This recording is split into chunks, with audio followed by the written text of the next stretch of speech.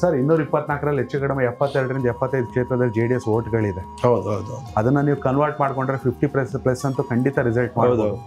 ಕೇವಲ ದಕ್ಷಿಣ ಕರ್ನಾಟಕ ಅಲ್ಲ, ಉತ್ತರ ಕರ್ನಾಟಕದಲ್ಲೂ ನೀರಾವರಿ ವಿಚಾರದಲ್ಲಿ ದೇವೇಗೌಡರನ್ನ ದೇವ್ರ ತರ ನೋಡುವಂತ ಸಾಕಷ್ಟು ಜನ ಇದ್ದಾರೆ. ಆದ್ರೆ ಎಲ್ಲವೂ ಆಗ್ಬೇಕಾಗಿರೋದು ಈಗ ನಿಮ್ಗಳಿಂದ. ಎಲೆಕ್ಷನ್ ಟೈಮಲ್ಲಿ ಬಂದು ಜಾತ್ರೆ ಮಾಡೋ ಜನಗಳ ನಡುವೆ ಉಳಿದಿರೋ 3 ವರ್ಷದಲ್ಲಿ ಪಕ್ಷವನ್ನು ಸಂಘಟಿಸಬೇಕಾಗಿರೋ ಜವಾಬ್ದಾರಿ. ಹೌದು. ಈಗಾಗಲೇ ನಿಖಿಲ್ ಅವರು ಮತ್ತು ಕುಮಾರಣ್ಣವರು ಪ್ರತಿಯೊಬ್ಬರು ನಮ್ಮ ಶಾಸಕರ ಜೊತೆ ಚರ್ಚೆ ನಡೆದಿದೆ. ನಾವು ಹೇಳಿದಾಗೆ ನಾವು ಏನು 50 ಗೆಲ್ಲಕ್ಕೆ ನಾವು ಎಷ್ಟು ಸೀಟ್ಗಳನ್ನ ತಗೋಬೇಕು, BJP ಅವ್ರ ಜೊತೆ ಯಾವ ರೀತಿ ನಾವು ನಮ್ಮ ಹೊಂದಾಣಿಕೆಯಲ್ಲಿ ಎಷ್ಟು ನಾವು ಸೀಟ್ಗಳನ್ನ ಕೇಳಬೇಕು ಅಂತ ಸನ್ಮಾನ್ಯ ದೇವೇಗೌಡರು ಮತ್ತು ಇವರೆಲ್ಲ ಚರ್ಚೆ ಮಾಡ್ತಾ ಇದ್ದಾರೆ. ಮುಂದಿನ ದಿನಗಳಲ್ಲಿ ನಾವು 50ಕ್ಕಿಂತ ಹೆಚ್ಚು ಸೀಟ್ಗಳನ್ನ ನಾವು ಗೆಲ್ತೀವಿ ಅಂತ ನಮಗೂ ಕೂಡ ಭರವಸೆ ಇದೆ.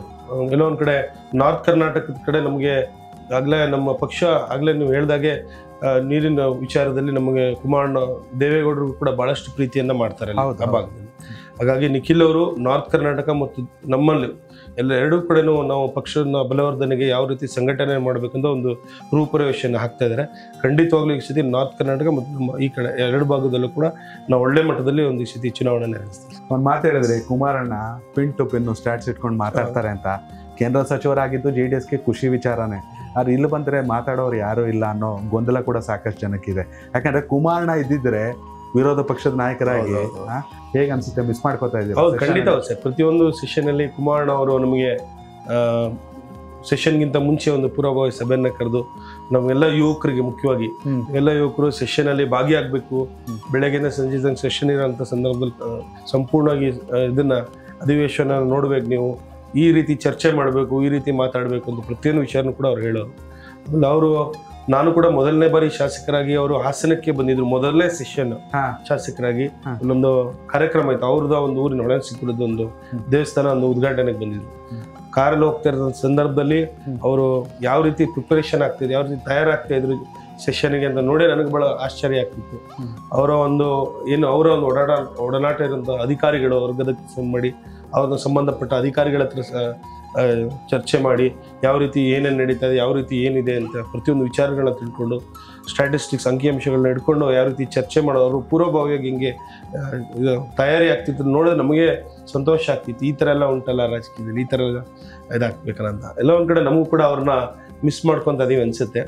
ಆದ್ರೂ ಕೂಡ ಆಗ್ಲೇಬೇಕಲ್ಲ, ನಮಗೂ ಒಂದನ್ನು ಪಡೀಲಿಕ್ಕೆ ಒಂದು ತ್ಯಜಿಸ್ಲೇಬೇಕು.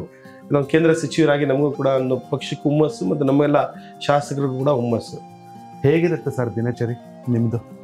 ಸರ್ ತಾವೇ ನೋಡಿದ್ರಲ್ಲ, ಬೆಳಗ್ಗೆ ತುಂಬಾ ಜನ ಇರ್ತಾರೆ. 10:30 11 ಗಂಟೆ ತನಕ ಮನೇಲಿ ಇರ್ತೀನಿ. ಬೆಳಗ್ಗೆ ಎಲ್ಲ ಜನಸಾಮಾನ್ಯರ ಕಷ್ಟ ಸುಖಗಳಿಗೆ ಸ್ಪಂದಿಸಿ ನಮ್ಮ ಆಪ್ತ ಸಹಾಯಕರು ಇರ್ತಾರೆ, ಅವ್ರಿಗೊಂದಿಬ್ರು ಇಲ್ಲೇ ಬಿಟ್ಟಿರ್ತೀನಿ ಕೆಲಸಗಳನ್ನ ಕಾರ್ಯಗಳನ್ನ ನೋಡ್ಲಿಕ್ಕೆ. 10:30 ಆದ್ಮೇಲೆ 10:30 11 ಗಂಟೆಗೆ ನನ್ನ ಬೇರೆ ಬೇರೆ ಕಾರ್ಯಕ್ರಮಗಳು, ಸರ್ಕಾರಿ ಕಾರ್ಯಕ್ರಮಗಳು ಅಥವಾ ಮದುವೆ ಕಾರ್ಯಕ್ರಮಗಳು ಇದೆಲ್ಲ ಅಟೆಂಡ್ ಮಾಡಿ ಮತ್ತೆ ಸಂಜೆನೂ ಕೂಡ ಜನಸಾಮಾನ್ಯರೆಲ್ಲ ಬರ್ತಾರೆ, ಸಾರ್ವಜನಿಕರು. ಸಂಜೆನೂ ಕೂಡ ಮನೆಯಲ್ಲೇ ಇರ್ತೀನಿ. ಸಂಜೆ 1 2 ಗಂಟೆ 3 ಗಂಟೆ ಚರ್ಚೆ ಎಲ್ಲ ಮತ್ತೆ ಏನೇನು ಬೇಕು ಚರ್ಚೆ. ಸಾಕಾಗುತ್ತೆ 24 ಗಂಟೆ? ಸಾಕಾಗಲ್ಲ, ಆದ್ರೆ ಎಲ್ಲ ಹೆಡ್ ಕ್ವಾರ್ಟರ್ಸ್ ಅಲ್ಲ, ನಮಗೇನು ಸಮಯ ಸಂದರ್ಭ ಅಂತ ಏನಿಲ್ಲ.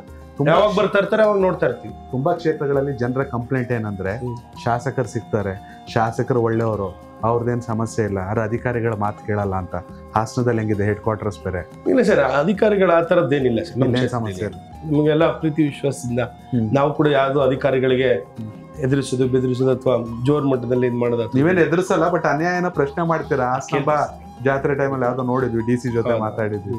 ಅದು ಸರ್ ಎಲ್ಲ ನಮ್ಮ ಒಂದು ಇದಕ್ಕೆ ಆತ್ಮಗೌರವಕ್ಕೆ ಧಕ್ಕೆ ಆದಾಗ ಅದನ್ನ ಮಾತಾಡ್ಲೇಬೇಕಾಗುತ್ತೆ ಅಂತ ಸಂದರ್ಭ. ಅದೊಂದು ಕ್ಷಣ ಅಷ್ಟೇ, ಒಂದು ಇದು ಅದನ್ನ ನಾವು ಮನಸ್ಸಲ್ಲಿ ಇಟ್ಕೊಳಕ್ಕಾಗಲ್ಲ.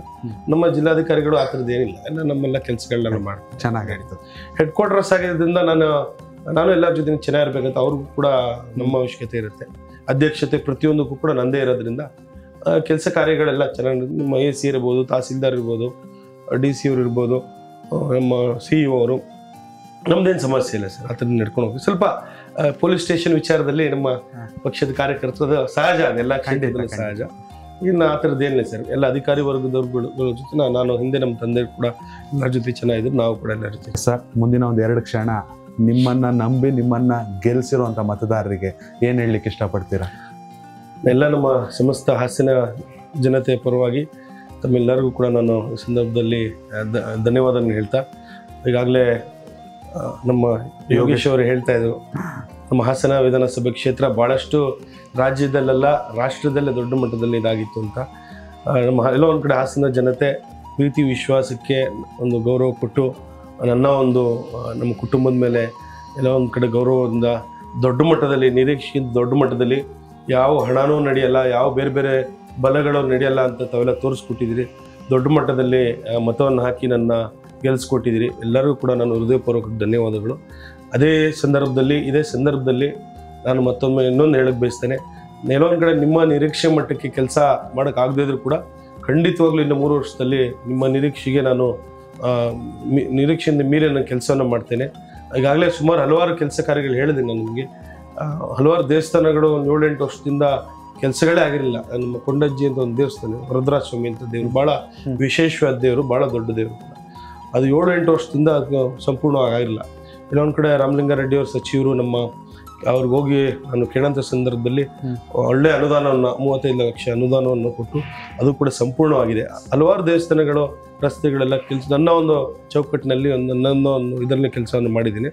ಖಂಡಿತವಾಗ್ಲೂ ನಿಮ್ಮ ನಿರೀಕ್ಷೆಗೆ ತಕ್ಕಂಗೆ ನಾನು ಕೆಲಸಗಳನ್ನ ಮುಂದಿನ ದಿನಗಳನ್ನ ಮಾಡ್ಕೊಂಡು ಹೋಗ್ತೀನಿ ಈ ಸಂದರ್ಭದಲ್ಲಿ ಹೇಳಿ ತಮ್ಮೆಲ್ಲ ಪ್ರೀತಿ ವಿಶ್ವಾಸಕ್ಕೆ ನಾನು ಎಲ್ಲ ಪ್ರೀತಿಯಿಂದ ನಾನು ತಮಗೆಲ್ಲರೂ ಕೂಡ ಈ ಸಂದರ್ಭದಲ್ಲಿ ಮತ್ತೊಮ್ಮೆ ತಮಗೆಲ್ಲ ಧನ್ಯವಾದಗಳನ್ನ ತಿಳಿಸಕ್ಕೆ ಬಯಸ್ತೀನಿ. ತುಂಬ ಖುಷಿ ಆಯಿತು. ವೀಕ್ಷಕರೇ, ನಿಜಕ್ಕೂ ಖುಷಿ ವಿಚಾರ ಏನಂದರೆ, ಖಂಡಿತ ಬೇಸರ ಆಗಿರುತ್ತೆ. ಎಲ್ಲ ನಿರೀಕ್ಷೆಗಳನ್ನು ನಾವು ಪೂರ್ಣಗೊಳಿಸೋದು ಕಷ್ಟ ಸಿಕ್ಕಿರೋ ಅವಧಿಯಲ್ಲಿ, ಅದರಲ್ಲೂ ಎಸ್ಪೆಷಲಿ ಈಗಿರುವಂಥ ಗ್ಯಾರಂಟಿಗಳ ಗೊಂದಲದ ನಡುವೆ. ಹಾಗಾಗಿ ನಿಮ್ಗಳ ನಿರೀಕ್ಷೆ ಏನಾದರೂ ಬೇಸರ ತರಿಸಿದರೆ ಮುಂದಿನ 3 ವರ್ಷದಲ್ಲಿ ನಾನು ಅದನ್ನ ರೆಡಿ ಮಾಡ್ಕೋತೀನಿ. ನಿಮ್ಗಳ ವಿಶ್ವಾಸವನ್ನು ಇನ್ನೂ ಹೆಚ್ಚಾಗಿ ಉಳಿಸ್ಕೊಂಡು ಬೆಳೆಸ್ಕೋತೀನಿ ಅನ್ನೋ ಕಾನ್ಫಿಡೆನ್ಸ್ ಇದೆಯಲ್ಲ, ಫಸ್ಟ್ ಟೈಮ್ ಗೆದ್ದಿರೋ ಎಲ್ಲ ಶಾಸಕರು ಇಲ್ಲಿ ಬಂದಿರಲ್ಲ. ಯಾಕಂದರೆ ನೀವು ಕೂಡ ಈ ಸಂದರ್ಶನವನ್ನು ನೋಡ್ತಾ ಇದ್ದರೆ ಹಾಸನ ವಿಧಾನಸಭಾ ಕ್ಷೇತ್ರದ ಮತದಾರರಾಗಿದ್ದಲ್ಲಿ ದಯವಿಟ್ಟು ಕಾಮೆಂಟ್ ಮೂಲಕ ತಿಳಿಸಿ ನಮ್ಮ ಸಮಸ್ಯೆಗಳು ಹೀಗಿದೆ ಅಂತ. ಅದು ಖಂಡಿತವಾಗ್ಲೂ ಶಾಸಕರ ಗಮನಕ್ಕೆ ತಲುಪುತ್ತೆ. ತಂದೆ ರೀತಿಯಲ್ಲಿಯೇ ಜನಸೇವೆಗಾಗಿ ಜೀವನ ಮುಡುಪು ಅಂತ ಹೇಳಿದ್ದಾರೆ.